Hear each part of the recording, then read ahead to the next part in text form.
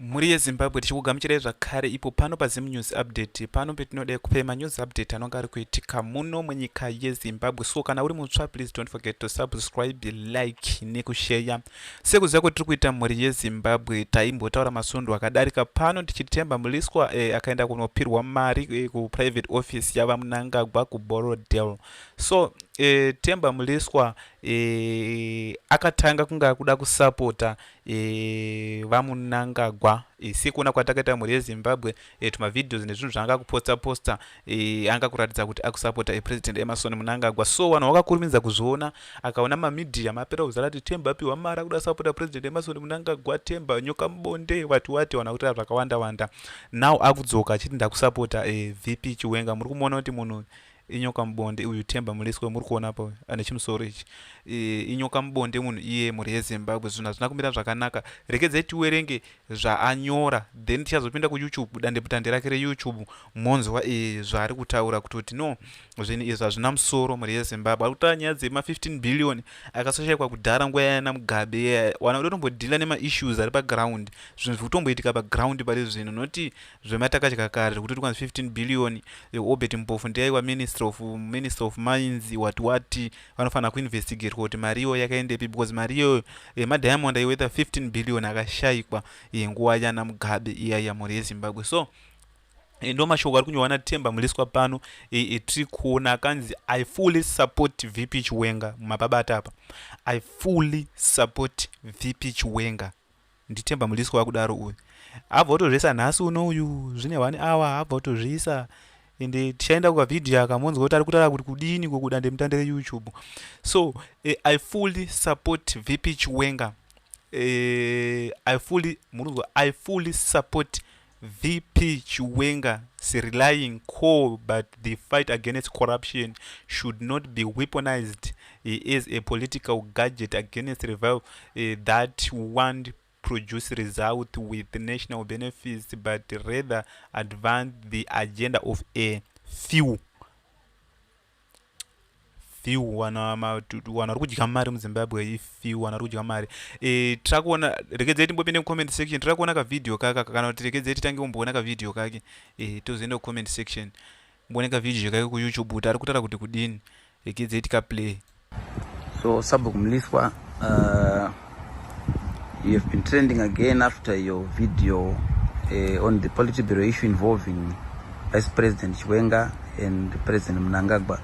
And the sentiment in the streets or on social media or in the country is that you are attacking the VP, or your sentiments against the VP are premised on trying to stop him from speaking out against corruption. So people are saying, why is someone who sells himself or frames himself as a corruption fighter seeming to fight against someone also who is fighting against corruption? First of all, icho icho amabvira chaivo ma streets are peace. But let's get to the bottom of this. I commend the efforts that the VP is on in terms of fighting corruption, but it cannot be selective. That's my point. It has got to be holistic. Okay, in being holistic, we need to go back. I mentioned the 15 billion, which was not accounted for diamonds, and that was said by the former president, late Mugabe. That being the case, we as Parliament did an inquiry. In doing that inquiry, the minister, who was the Minister of Mines, then Comrade Obert Mpofu, refused to answer questions for accountability. Okay, refused. So where was the VP at that point in allowing a minister who's supposed to account, refusing to answer the questions? Nobody said anything. Muri kuona zviri kuita pa muri yeZimbabwe. Ana Obert Mpofu wari kuside kwana VP Chiwenga kana muri kuzviziva. So akuya nehweseri kuda kusvibisa ana Obert Mpofu nekuti wakalinga na VP Chiwenga. Ani muri kuzoona zvakuda kuita. So ndo mamirire uyu munhu inyoka mubonde muri yeZimbabwe. Kana muchimuona munhu inyoka mubonde atomboite munhu iye muri kuona panonzi Themba Muliswa uyu. muri kumuona aona kuti ana uyu ari kusapota zvakanyanyisisa vp Chiwenga. Ndofunga muri kuona mapepa aya zvatambotaura kuti mapepa akauya ari 2 mapepa anonzi emasecretary general from Mudenda and Mpofu ari kusaidi kwava Chiwenga ndiye akutimbwa manje apa atinyatsozviona kuti Mpofu ari kusaidi kwava Chiwenga. Inzwai munzwa. At the town. And this was a big allegation with the former president had been given a report that 15 billion worth of diamonds were not accounted for. That again at the time also included the army, who were beneficiary of a claim, the police, the CIO. All that was there. But what to me is important is to also come up with facts on issues. Yes, people will throw information, but how factual is this information? The due process, has it been followed at the end of the day? So I am not at all against what the Vice President has done. I commend him, but may it be holistic, because generations and generations there's been corruption. This generation there's been corruption. This generation there's been corruption. At what point are we going to start investigating corruption? Do we start now moving forward, or we go back to when corruption was also prevalent? So we must understand that. So at what point, while you started doing this, but there are certain people too who have benefited from corruption, nothing has happened to them. The problem that I think is there, but there's a solution, is to do a lifestyle audit. A lifestyle audit for those that you believe are corrupt. One, source of income, okay, declaration of assets. And once the lifestyle audit is done, whatever muri yeZimbabwe kunoda kuzoona video iri wanoenda kuya Themba Muliswa muri yeZimbabwe. Zvinhu hazvina kumira zvakanaka zvetiri kuudzai kuti Themba Muliswa ari kubhaiza. Tichada kuenda kuna maupdate ava Nelson Chamisa ari kuiswa nava Nelson Chamisa. Regedzai timbonzwa kuti vanhu vari kuti chiko mucomment section mava Themba Muliswa. Zvinhu hazvina kumira zvakanaka muri yeZimbabwe. Zvinogara takakuudzai kutoti muZanu PF mune succession battle irimo. Vanhu varipo pakurwidzirana chigaro. Kune vakuda kutoramba varipo. Uyu ari kutoyu padara ari kutoti that core is already killed. That core he has already killed his campaign. If that is happening, Rigananda cause feed into the position narrative already driven by the American fact sanction. We are weapon of war, and their greatest effect is corruption of men different. Ndofunga tiri kuona zviri kuitika muri yeZimbabwe kuti zvinhu hazvina kumira zvakanaka. Uyu ari kuenda wira VP Chiwenga. Uyu ari kuti I agree with you Mr. Muliswa, both functions are not genuine about fighting corruption. Uyu ari kutoto wese both Themba Muliswa atoti vari kutaurawo nyaya corruption, but pakaipa corruption is corruption, whether it being weaponized or not is corruption. Corruption is corruption, but kune dzimwe dzina dzakazonyanya muri yeZimbabwe dzekutoti anenge atori ma1. Regedzai timbonzwa kuti uyu ari kuti chiko Dara B is headed by the president. Are you in essence saying that Honorable Muliswa, you say cabinet itself has become the center of corruption? Now cabinet is headed by the president. Are you in essence saying that the president himself is corrupt? We can no longer hide the fact that he's the number one citizen. We can no longer hide the fact that he's responsible for decisions in cabinet. We can no longer hide that he is responsible for decisions. Apa angasati awana mari kubva kuna Mugabe, kunabva kuna Mnangagwa. Takakuudzai paipa kuti munhu aenda kuborodiwa akaenda kunopiwa mari, enda apiwa mari akaonekwa macameras. Apa angasati apiwa mari, but now apiwa mari. Inzwe zvaari kutaura. At ZANU PF, the reason why I talk about ZANU, it is the ruling party. It is the one that comes with its policies. So for us to go back to the old mantra of saying Mugabe was good, it was the people around Mugabe, those days are gone. We've got to call a spade a spade. The Excellency is in charge. He is in control. He has executive powers. He has every power to deal with any situation. Why is he not doing it? He has the right to appoint. He has the right to disappoint. He has the right to review his team. But if he's not doing saying that he's happy with his team, and ultimately the blame is with him. And we can no longer, blessed, I'm not one who's gonna, that is what made Zimbabwe go wrong, because the President Mugabe, very right. My ministers are right. But who appoints the ministers? Who presides over government? ZANU-PF, okay?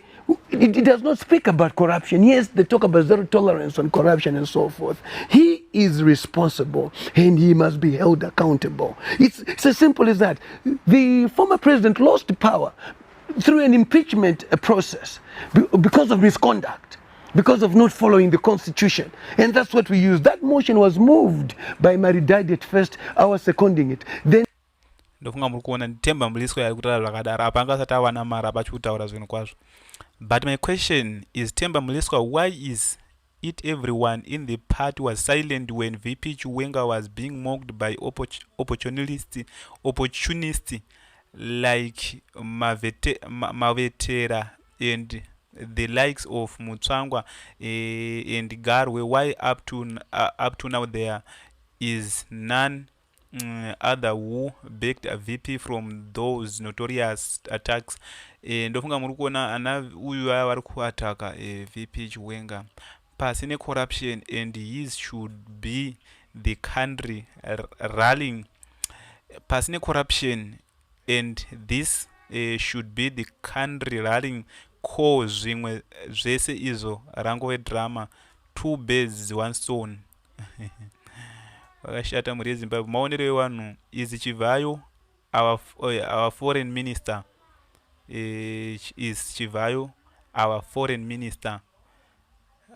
Tari kuti Chivayo ndi minister ere asi minister.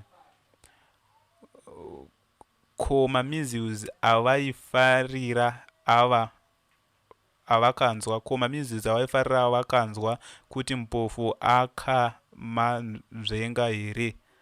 Ko mamizius aifarira anonzwa kuti ndoekudza kuti wanzi mupofu akamanzvengere maupdates atamboisa kumasuro uko ekutoti mupofu akazviramba zvese izvozvo. Kana murambwi wakupedzera nana mupofu kuzoti apa roedza kutaura munhu kutoti no, kana Mnangagwa akupedzerwa nana mupofu kuzoti ana Guveya zvazvibaba zvezvo mupofu akazviramba zvese izvozvo kuti mumoki mablankets kauya wakati wanzi kuda kuchinja polity bill urani uda kugadzirisa. Are you listening to what you are saying? Vanhu asi iwewe umbori Themba, vanhu havambomudi munhu muri yeZimbabwe, vanhu havambomudi. So regedzai tiende kuna vaNelson Chamisa tanakuudza kuti muone vanhu kuti wakamira sei. vaNelson Chamisa vari kuita zvavari kuita kuno kupeji kwavo waisa zikiri vari kurova mavhesi baba. Be sober, but as you speak the things with a proper for sound doctrine, that the older men be sober, revenge, temperate, sound in faith, blessed Sabbath day, in love, in patience. Ndori kutaura meno zivhesi ravari kuisa iriri. vaNelson Chamisa vabva kutorisa zvamanje so apa nezuro vakabva vati the future is young. I am looking for this young Zimbabwean in the picture. Munhu uyu pamwe natoku unonzi kusekondari munhu iyeye tingodza kuti vanhu vane muono upi kune zviri kutaura navaNelson Chamisa. Vanhu vamuvenga musatanyoko, vanhu vari kumutuka because is this a picture AI generated? Anzi AI yoruswera uchiti wanzi zvakamira zvakadai so you are really like glory right ore Zimbabwe. Zvona zvinomira zvakanaka, ndo zviri kutaura nemapolitician edu zvemuri kuona izvi zvisina kana ati Zimbo surprise me seriously, ghost just be bash and individual yay by such a question mark. Rumors says she is now in high school and wena uchindewele chanyorwa. Ndofunga muri kuona muri yeZimbabwe toti vanhu makuhwa ari kutoti wewe munhu atiri ku high school uyu. Zimbabweans are messing up our beautiful country. Ndofunga muri kuzviona timboona apa kutoti vaiudzwa chokwadi apa mhuri We yeZimbabwe. want you to deliver, not promises. Do not give us empty promises. Action, not words.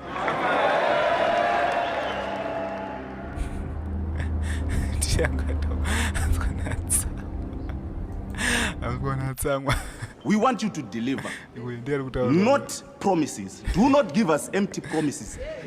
Action, not words.